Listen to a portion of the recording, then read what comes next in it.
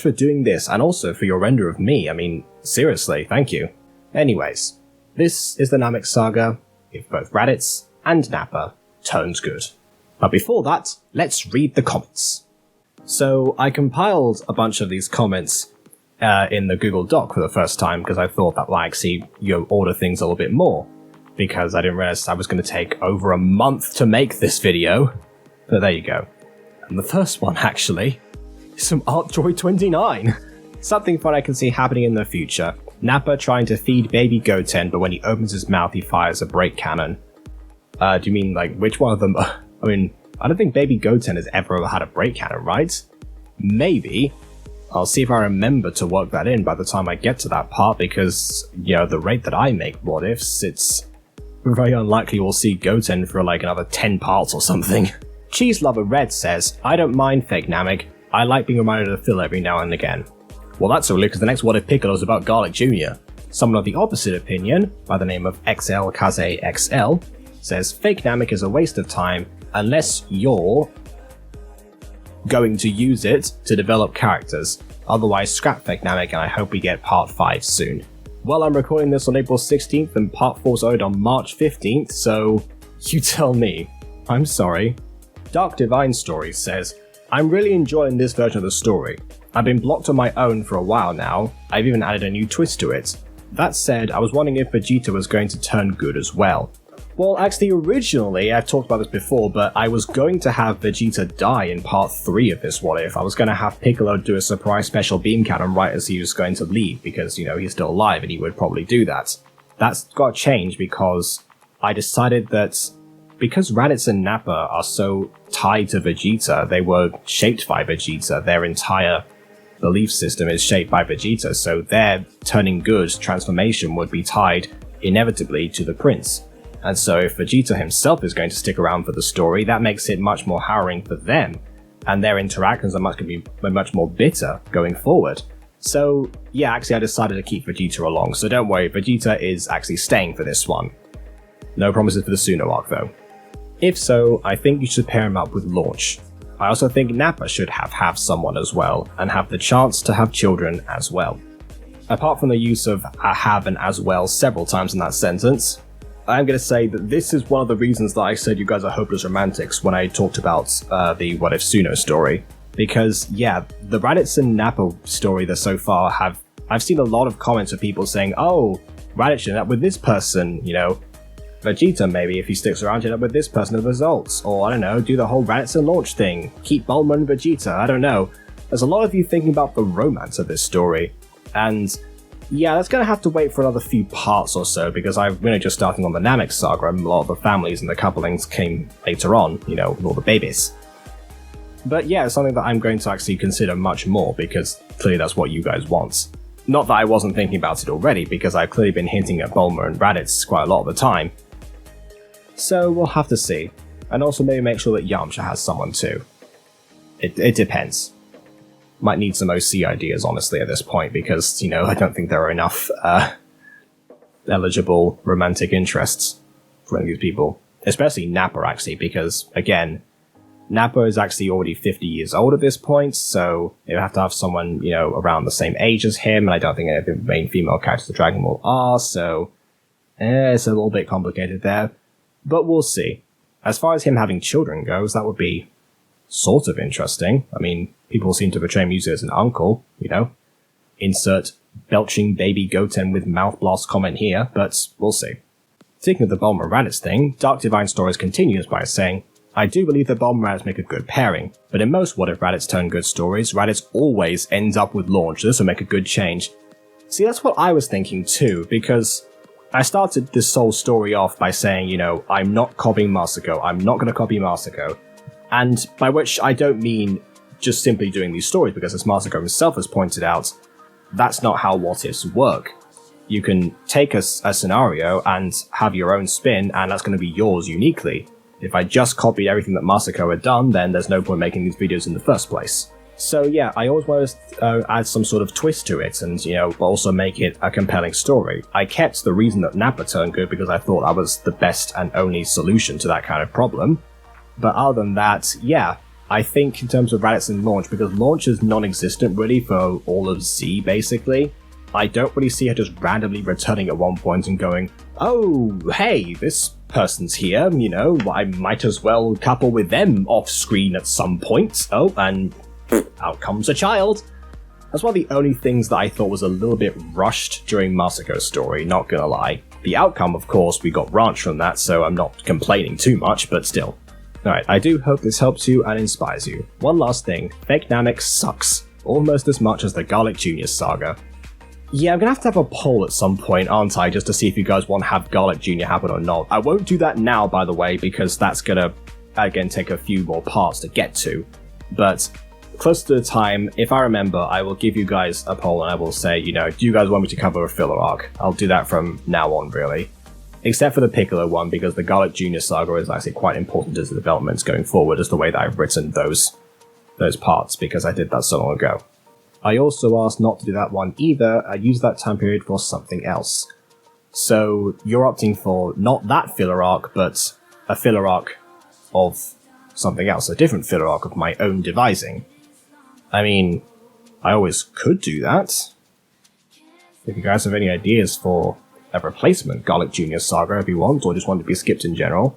I know, again, I'll have to think of the poll at the time. We'll see. Red Hyro says, please continue. Okay. Jeremy Knowles. Awesome vid, just found your channel and binged the series so far. Yeah, like I said, this video was posted a month ago, so... I like how you read and review comics. I'm looking forward to Piccolo bonding with Gohan and the Namekians.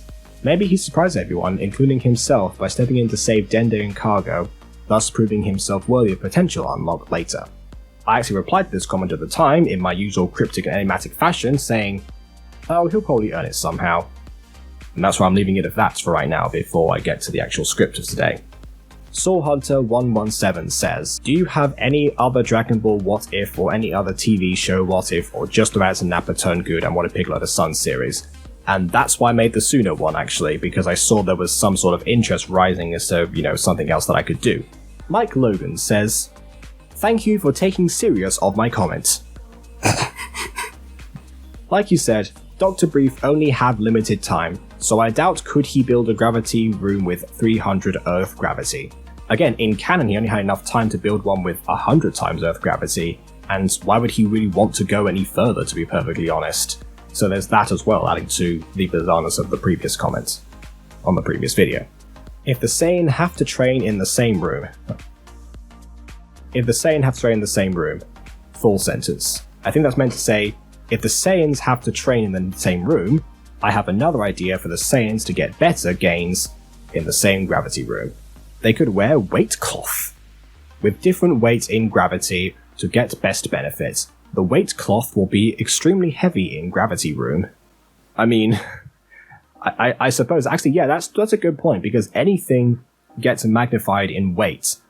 If it's exposed to more gravity, that's how weight works. So I get that. So actually, that was a good idea. On the other hand, they have just recovered from the hospital, and they're going into intense training already with, you know, I know they use sensu beans, but still. Maybe Goku and Raditz will use some weighted clothing and stuff. Why not? That's actually something that I think they could actually use in the canon Dragon Ball, actually. If they combined weighted clothing with the added multiplication from gravity, they could actually get better gains. I imagine that Vegeta, who lives in the gravity chamber, could actually benefit immensely from that. Maybe that's what finally pushes him over the edge, and trying to get him to beat Kakarot, I don't know. Like, Nappa is the weakest, so he wear the lightest weight cloth. Goku and Raditz can wear heavier weight cloth. To make it better, they can use Tenshinhan's multiform technique. They split himself into multiple identical copies. Like one Goku that's adapted to 100 times gravity has 90,000 base power, but after he splits to 4, he will have 360,000 base power after adding to 100 times the gravity. I don't have any proof that's not how the multiform technique works, except for the fact that the multiform actually halves your power level with every new copy that you make. So actually that would just end up leading you to the exact same spot that you were in already. So I don't think that would actually work the way that you're intending. I'm starting to see a trend with a lot of these comments. There's either all the Saiyans get stronger or all the Saiyans pair up. I'm noticing a pattern with what you guys are interested in. And the Senzu Bean can only supply Goku's gravity training in canon for 3 Saiyan. Do you mean like for 3 days? Not 3 Saiyan? Just checking. They might want to crush Senzu Bean into pieces. 1 pieces should be enough for them to recover. Is that really how Senzu Beans work as well? Because, I mean, I haven't seen them spit a bean ever, so would that only like heal up half of you? I imagine Korin's crafted them to, work to perfection in their entire bean format, so I don't know. You'd have to ask the cat himself, I'm afraid, on that one. And the Great Goldo says, imagine Raditz just firing 2 Kamehamehas. Okay. Alright then. Of course, there are a few other comments that have been posted since I copied and pasted them all onto the script. So there's one from Kalanara that says, dinosaur-like creature. I used to be an apex predator like you, and then I took a special beam cannon to the knee. Very true, I have nothing to say to that one, that is just accurate. Binaxor Plyro says, aw man, I should have been earlier so I could see you read my comments. Well, don't worry because I went back this time and took a month to make this video, so you're neither early nor late. I am. The mighty twins Tuck and Ella say, in the future parts I could see Raditz talk to Goku about their parents, since Goku or Gohan would... since Goku or Gohan would ask what they were like, and I could see Raditz talk in great pride about their dad, and say that Gine is an angel since she don't act like other Saiyan. Raditz wouldn't really appreciate that kind of thing, would he? I mean, consider what he was initially, and consider the stigma that Gine went through. I mean, even Bardock had some scrutiny towards her. I don't think Raditz would appreciate the fact that, oh yeah, no, she's an angel because she acts like other Saiyans. And me with my Saiyan pride, I appreciate when people don't act like Saiyans when they are Saiyans. It just doesn't work like that. Which you could see that Goku take more from her in characters. Why? You mean character-wise? Also, after the Cell arc or somewhere in Super, again, gonna take a long time to get to that point, I could see that using the Dragon Ball to revive, since in DBS Frieza was dead for like 15 or so. Is that you mean 15 years? Yeah. And they used the Earth Dragon to bring back to life. So I could see Goku and Raditz doing the same for their parents. Could you though? Because Goku himself could have done that a long time ago. I mean, for Raditz himself, in fact, in canon, and never chose to do so. So, would he? I don't know, maybe under the Council of Raditz they might try and bring back Bardock and Gine, but then again, after a while, usually souls will reform, and reincarnate, I think, is the way that works in Dragon Ball, for most people, that is. So, who knows? I mean, Bardock and Gine themselves have very different paths they went under, so who knows where they end up in the afterlife as well, if they're even still there. Also, remember I said Nappa and Marin were a pairing that people wanted in the last episode? Well, here we go, Butter Bunch. Here, an idea of mine. They can use pair Nappa with Mint, which I apparently found out is also Marin's name. So yeah, there you go. Oh yeah, here's another one from Boise Johan. I hope that Piccolo and Gohan will bond in this What If, and that Krillin gets revived and brought to Namek. I know it is your story, but I have an idea. Now that there are 4 Saiyans in the Namek saga, maybe you can make the story around Frieza and Planet Vegeta even bigger. For example, Raditz telling Goku about Bardock. Pete's sake! What is everyone's obsession with Bardock? And how he fought Frieza and failed. Vegeta and Nappa Goku to avenge the Saiyan race. I hope you like my idea. Well, I read your idea, and I replied to your idea. 2 problems with that. I don't think the Raditz knew about what happened to Bardock. I mean, it was him who initially said the planet Vegeta was destroyed for a meteorite in canon. And also, Vegeta never begged anyone else to avenge the Saiyan race. I got corrected by this later on. He actually did say that to Goku in the original. And the way to go about doing that, that's meant to say the way to go about doing that is to kill Frieza, which is going to happen anyway, spoiler. Yeah, spoiler, Frieza dies, what a shock. And then Boyce then comes up and says, maybe Todori can write about Bardock, really keen about Bardock being in this story. Can you imagine that scenario? Just like that being Dodoria's final bargaining chip. No, Raditz, please, don't kill me! I can tell you about Bardock, and the fact that I was the one to initially ambush his team and set him up to fail. 2 Kamehamehas and he's gone. There you go, scenario over. Then there was talk about Nappa getting a Zenkai from Anime Kingdom, which I'm not going to read because, my goodness, we've already gone into too much detail about power levels. King Zilla says Let's Part was okay. I think I was meant to say last part. Oceania Mapping says if you're going with Raditz x Bulma, then why not then have Nappa x Launch?